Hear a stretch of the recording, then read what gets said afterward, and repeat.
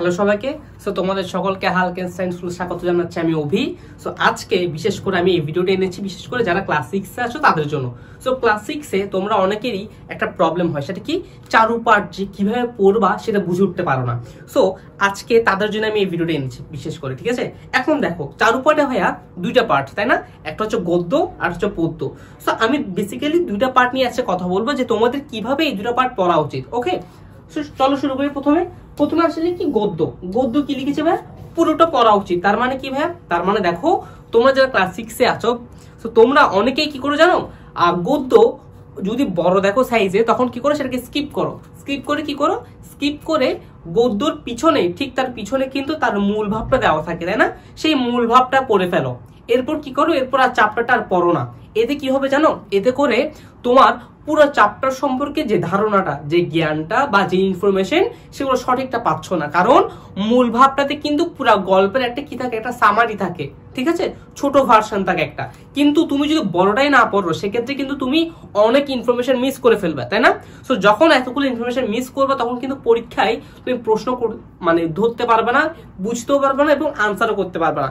So আমি তোমাদেরকে বারবার বলবো, যাতে করে কি সবার আগে সুন্দর করে প্রথমত যে চ্যাপ্টারগুলো থাকবে সেগুলো সাইজে যতই বড় হোক না কেন, ওগুলাকে আগে পড়ার চেষ্টা করবা। তারপর গদ্যের যে মূল ভাবটা আছে না, সেটা পড়বা। ওকে, তাহলে হবে কি, তুমি যখন পুরো একটা গল্প পড়ছো, পড়ার পর সেটা বুঝে এরপর তুমি যদি মূল ভাবটা পড়ো, তাহলে পুরো গল্পের যে সামারি সেটা তোমার মাথায় গেঁথে যাবে। ওকে, গেল। সেকেন্ড কি ভাইয়া, পদ্য বুঝে পড়া। এখন প্রশ্ন হচ্ছে ভাইয়া পদ্য কিভাবে বুঝে পড়বো? পদ্য বা কবিতা তো ভাইয়া কবিতার মতো থাকে, সেগুলো বোঝা যায় না খুব সহজে।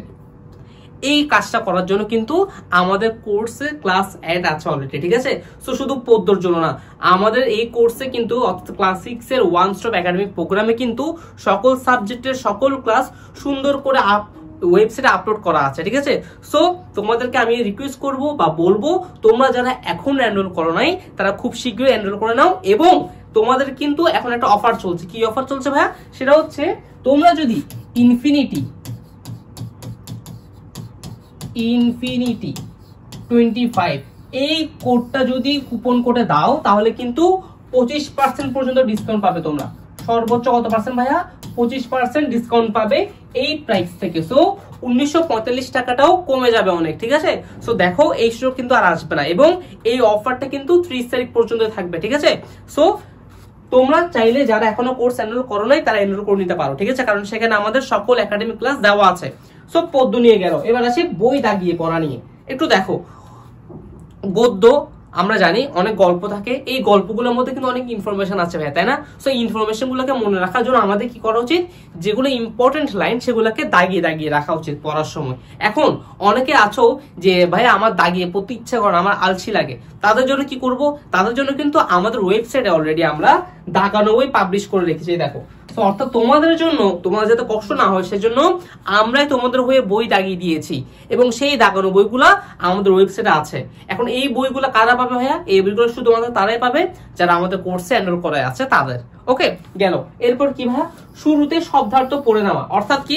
অর্থাৎ ধরো তুমি একটা চ্যাপ্টার পড়ছো, সেটা গদ্য হতে পারে বা পদ্য হতে পারে।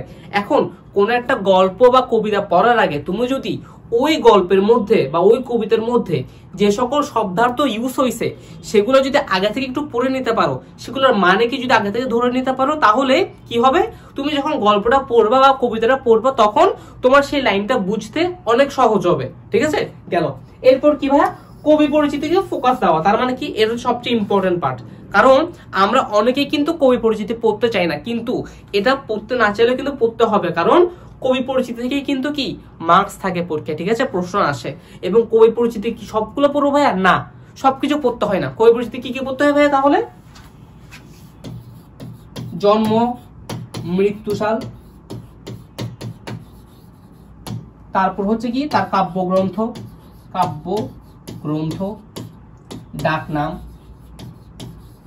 এইসব। তার মানে কি ভাই, তার মানে একজন কবির জন্ম কখন হয়েছে, কোথায় হয়েছে, মৃত্যু কখন হয়েছে, কোথায় হয়েছে, এবং তার ডাকনাম কি ছিল, বা হচ্ছে তার রচিত যে সকল কাব্যগ্রন্থগুলো আছে বা উপন্যাস বা নাটক যেগুলো আছে সেগুলো কোনগুলো সেগুলো ইম্পর্টেন্ট, এবং সেই সাথে কি সে কোনো পুরস্কার পেয়েছে কিনা, যেমন 21শে পদক এরকম টাইপের কোনো পুরস্কার পেয়েছে কিনা সেগুলো আমাদেরকে দেখতে হবে। সো দ্যাট মিনস কবি পরিচিতি থেকে আমাদেরকে এই লাইনগুলোকে ফাইন্ড আউট করে দাগিয়ে রাখতে হবে যাতে ওই লাইনগুলো আমরা মুখস্থ করতে পারি।